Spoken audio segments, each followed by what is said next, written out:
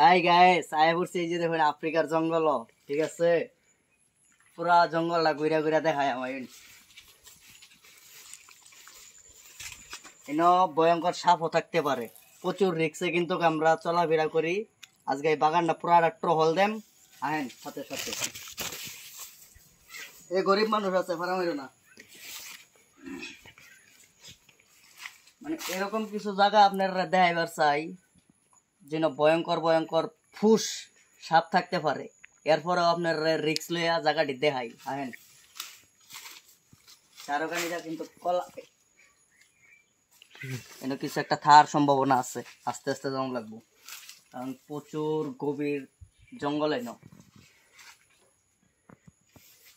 আমার কথা হইল, এই জঙ্গলের মধ্যে কলা বাগানে যে গভীর জঙ্গলটা আছে, এইটার মধ্যে এই জিনিসটা কি কমেন্ট করে জানাই, যে এটা রেখা দিলাম, পরবর্তীতে কামে লাগবে।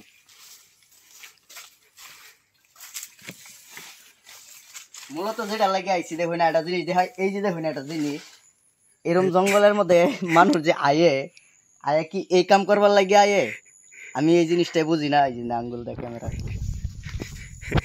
আসলে জিনিসটা পাড়া দিন না, যে পাড়া দিলে পরে গোসল করে ঘরে ঢোল লাগবো। আমি পাড়া দিছি না, তবে আসলে মূলত যেটা লাগে আইছিলাম খুঁজে পাইছি না।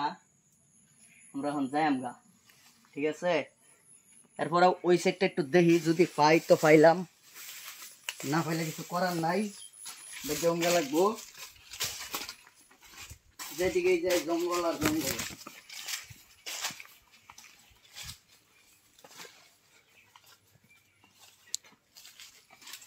প্রচুর লতা পাতা আছে, এটি খাইলে মনে করুন যে আসলে একটু তিতো তিতো লাগবো, কিন্তু ভিটামিন খুব সি আছে।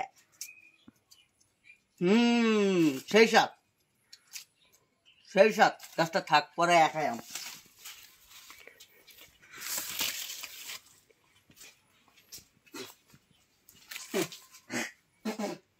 তিতা, সেই লেভেলের তিতা। তো আমরা যে উদ্দেশ্যে আইছিলাম, উদ্দেশ্য কামে লাগলো না, চলে যাচ্ছি। টাটা। সবাই ভিডিওটা অবশ্যই লাইক কমেন্ট শেয়ার করে পাশে থাকবেন। ধন্যবাদ।